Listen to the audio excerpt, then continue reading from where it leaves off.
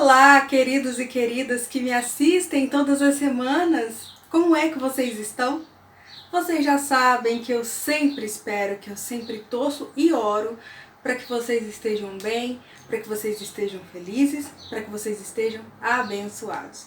E também intercedo para que você que responde essa pergunta eventualmente, que não está bem, que não está feliz, que não está abençoado, possa mudar a sua situação em nome do Senhor Jesus, que a presença do Senhor possa converter toda tristeza em alegria e que esse canal, é lógico, possa ser um contribuinte, um fator que venha ajudar a essa alegria despontar, apesar das dificuldades, apesar dos problemas que eu sei que todos nós enfrentamos, que todos nós temos que encarar, não é?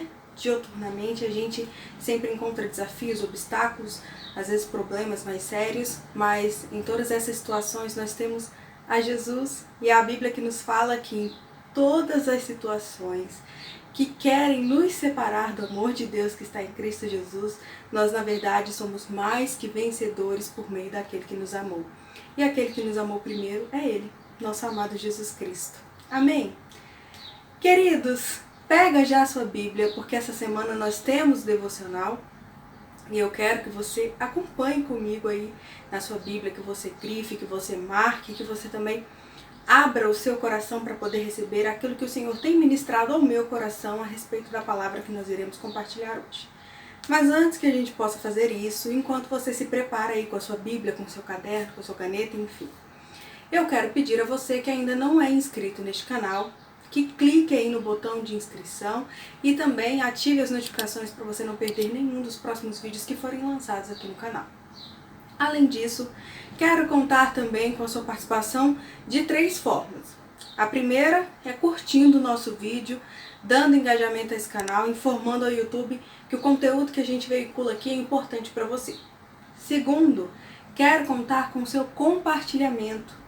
Alguém que o Senhor colocar no seu coração, na sua mente, que você sentir de compartilhar o nosso vídeo, a mensagem que a gente traz aqui. Sinta-se à vontade e deixe Deus te usar como um instrumento de evangelização. E por último, através dos comentários, eu espero a sua interação, quero ler a sua participação, aquilo que você tem para compartilhar comigo, aquilo que você pensa a respeito das palavras que a gente traz aqui. Vai ser um prazer ler o comentário de vocês aqui, tá bom? Posso contar com cada um de vocês nesse aspecto? Eu creio que sim, porque eu tenho os inscritos mais maravilhosos do mundo, isso aí já é certo. Mas enfim, já pegaram a Bíblia? Se não pegaram, ainda dá tempo, dá um pause nesse vídeo, prepara a Bíblia e vamos para mais uma passagem, porque hoje eu quero compartilhar algo que Deus tem tocado ao meu coração. Na verdade, essa palavra, eu já tinha lido ela antes, já tinha feito a minha anotação no aplicativo da Bíblia, para eu sempre estar recordando, e eu senti de compartilhar ela com vocês essa semana no nosso vídeo semanal. Então, hoje, sem mais demoras, vou revelar que o assunto que a gente vai tratar é unidade. Isso mesmo, gente, vamos falar sobre unidade. Enfim, esse aspecto, essa característica, essa qualidade tão importante que é a unidade e que a gente via presente no nosso modelo de igreja, nosso primeiro modelo, um exemplo de igreja que era a igreja primitiva, os primeiros cristãos. A Bíblia fala que a unidade era muito presente naquele povo, assim que eles foram chamados cristãos e começaram a vivenciar aquele chamado de espalhar o Evangelho de Jesus. Essa era uma característica muito forte, muito presente entre aqueles irmãos, entre aqueles cristãos. Atos, capítulo 2, deixa isso bem claro, e eu quero já ler com vocês esses versículos para a gente começar a contextualizar a unidade, que é o assunto que a gente vai tratar essa semana. Atos, capítulo 2, versículos 42 a 44, falam assim: E perseveravam na doutrina dos apóstolos e na comunhão. Eu até grifei na comunhão. E no partir do pão e nas orações. Em cada alma havia temor e muitas maravilhas e sinais se faziam pelos apóstolos. Todos os que criam estavam juntos e tinham tudo em comum. E esse foi outro versículo que eu grifei, o 44. Todos os que criam estavam juntos e tinham tudo em comum. A gente percebe só por esse trechinho aí, muito pequeno, que foi extraído do texto que descreve a igreja primitiva, são 3 versículos apenas que a gente separou, a gente já percebe o quanto a unidade permeava o estilo de vida dos primeiros cristãos, a igreja primitiva. Primeiro 42 vem falar que eles perseveravam na comunhão. E o 44 vem dizer que eles estavam juntos e tinham tudo em comum. Gente, isso é muito impressionante, porque a gente sabe que cada pessoa tem a sua personalidade, tem seus pensamentos, tem seus gostos, e é muito difícil essas pessoas, apesar de a gente se conectar e ter afinidades com muitas outras, terem tudo em comum. E olha que, isso a gente vai aprofundar um pouco mais daqui a pouco, não é necessário a uniformidade, não é necessário que eles gostem das mesmas coisas, que eles tenham a mesma personalidade, apesar de saber que essa unidade é gerada por um mesmo caráter, o caráter de Cristo que ia sendo formado naquela igreja, porque como nós já vimos até aqui no canal mesmo, eles foram os primeiros a serem chamados cristãos, que significa pequenos cristos. Isso significa que eles eram parecidos com Jesus Cristo, e é por isso que eles passaram a ser chamados daquela forma. E esse caráter em comum gerava neles essa unidade. Uniformidade nem sempre, porque nós sabemos que somos todos diferentes, Deus colocou em cada um de nós algo único, uma personalidade, gostos, coisas únicas, características únicas, para que todos nós juntos contribuíssemos com algo para o plano que o Senhor tem para este mundo. Mas a despeito de não ser necessária essa uniformidade, é possível ter tudo em comum através da unidade. E ainda assim isso é impressionante, eles tinham tudo em comum. E tinham tudo em comum, a gente sabe, porque eles tinham a Jesus. E Jesus de fato é tudo na vida daqueles que creem nele. Amém? Bem, mas para aprofundar nesse tema chamado unidade, eu quero convidar você a ir comigo para outro texto que está em 2 Crônicas, capítulo 30. Abre aí comigo, esse eu vou ler no aplicativo da Bíblia. 2 Crônicas, capítulo 30. Nós lemos agora Atos 2, do 42 ao 44, eu li na minha Bíblia física, versão ARC, tá? Que é a Almeida Revista e Corrigida. Aqui, na versão do aplicativo da Bíblia, nós estamos na tradução NVI, tá? Que é a nova versão internacional. Vamos comigo então para 2 Crônicas, capítulo 30. E eu quero ler com vocês apenas um versículo, mas recomendo que depois, se você quiser entender mais, você leia o contexto, apesar de que eu vou contextualizá-los. O versículo 2 fala: já em Judá, a mão de Deus esteve sobre o povo, dando-lhes unidade de pensamento para executarem o que o rei e os seus oficiais haviam ordenado, conforme a palavra do Senhor. Aqui o contexto é o seguinte: Ezequias é o rei de Judá, um dos reis mais excelentes. Eu gosto muito de Ezequias, assim como Josafá. Tem reis da história de Judá que são de fato exemplares. Ezequias é um deles. E Ezequias resolve voltar a celebrar a Páscoa depois de muito tempo que aquele povo já não celebrava mais.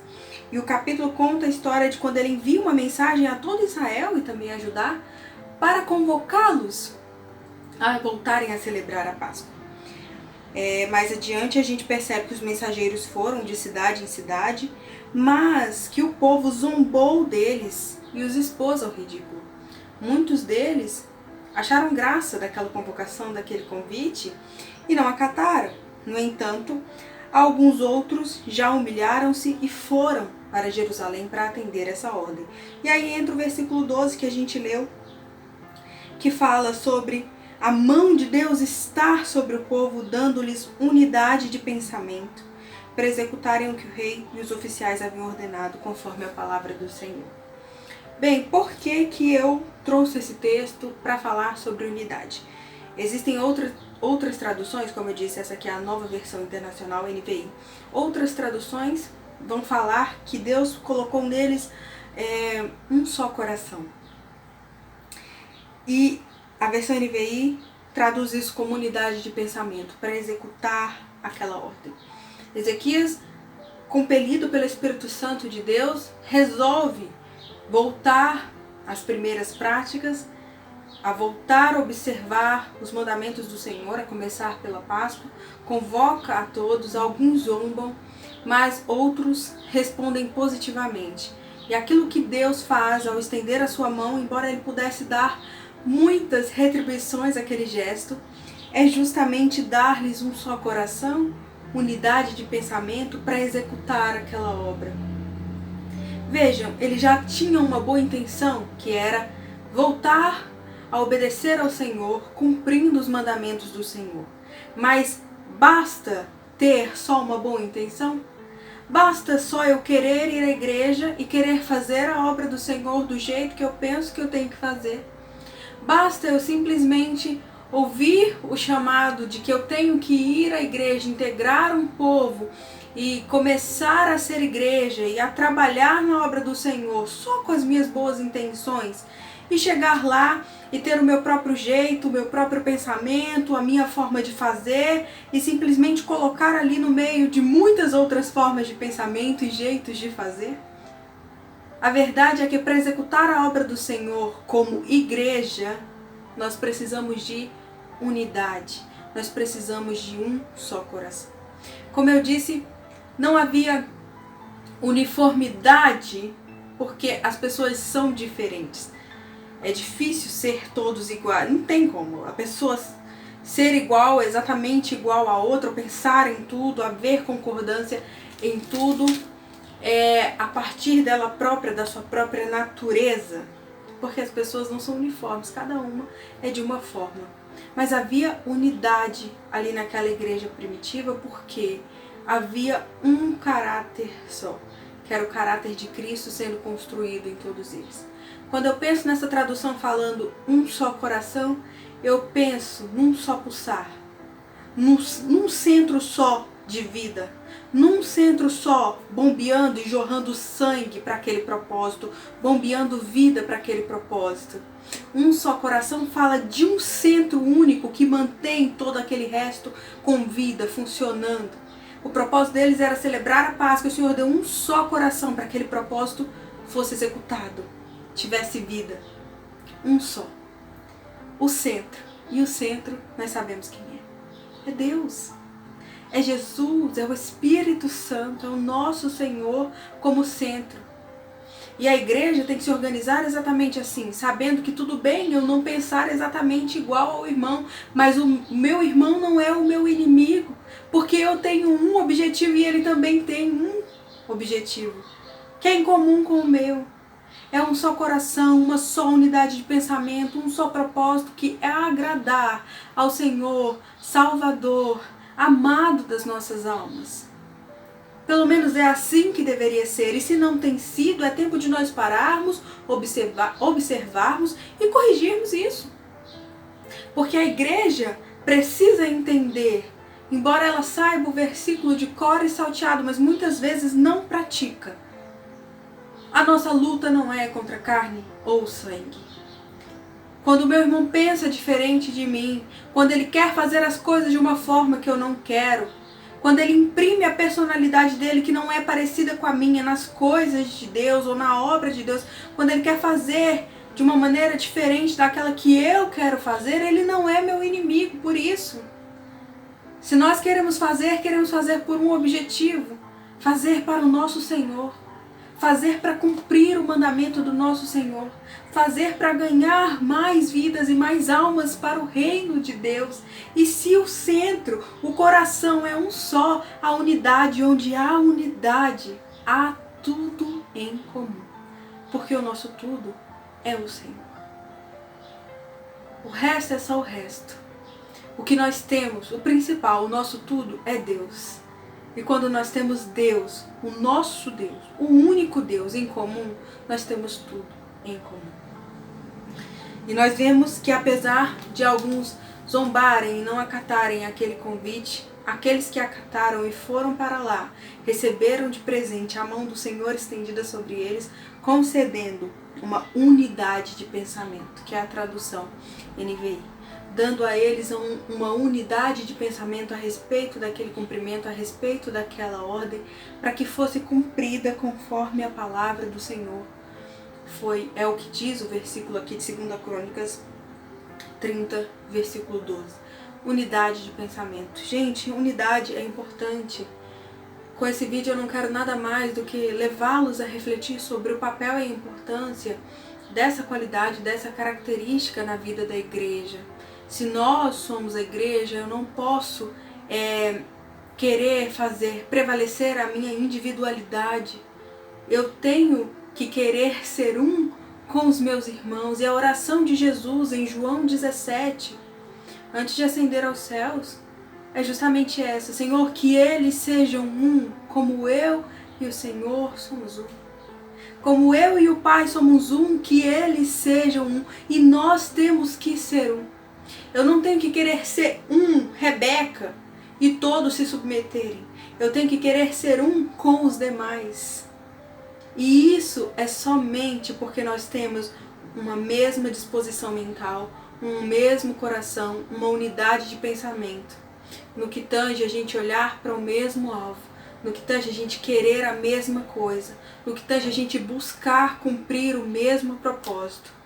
Talvez não de maneira igual, do mesmo jeito, do mesmo gosto, da mesma forma, porque nós somos diferentes e foi assim que o Pai criou. A pluralidade de pessoas, cada uma com a sua característica, a sua personalidade, que Ele vai usar de uma forma para alcançar o mesmo alvo. Mas não significa que nós estamos perseguindo coisas diferentes ou que cada um tem que disputar, de gladiar para poder sair na frente. Olha, eu cumpri o propósito dessa forma porque o caminho que eu segui foi esse. Não é assim que o Senhor quer de nós. Não foi para isso que Ele distribuiu dons, não foi para isso que Ele nos fez como Ele nos fez, não foi para isso que Ele projetou cada pessoa de uma forma. Essa pluralidade é para cumprir o mesmo alvo de diferentes formas. E não para cada um cumprir o seu alvo numa disputa vergonhosa, fazendo cair por terra a unidade, que é na verdade o plano, o propósito do Senhor para a igreja. Eu não sou igreja sozinha. Eu preciso dos meus irmãos e nós somos a igreja. E para nós sermos um só, nós precisamos de uma unidade de pensamento, de uma união. Nós precisamos de um mesmo coração, um só coração, para cumprir os propósitos do Senhor, conforme nós vemos aqui o exemplo da história de Ezequias, quando convocou o povo para celebrar a Páscoa. Que assim sejamos nós. Que no meio da igreja não hajam estrelas. Na igreja quem tem que brilhar é apenas o sol da justiça. E para que ele resplandeça, para que ele, porque ele já é tudo em todos, para que ele brilhe em todos nós, nós temos que deixar com que a unidade flua entre nós, com que ela seja a nossa marca principal e que todos percebam a comunhão que há entre o povo de Deus, a despeito de sermos diferentes, de nem sempre pensarmos igual. Porque absoluto é aquele a quem nós servimos. É o Deus que nos chamou, é o propósito que Ele tem para nós. Amém? Eu espero que vocês tenham entendido a palavra que o Senhor compartilhou comigo e deu ao meu coração essa semana. É um tema bastante complexo e profundo, eu diria que renderia muito mais tempo de palavra para a gente abordar cada aspecto dele. Mas eu não temo porque eu sei que você que me assiste está agora aí na companhia do Senhor Jesus, tanto é que está abrindo seu coração para receber essa palavra, não é? Está deixando um tempo do seu dia destinado para isso.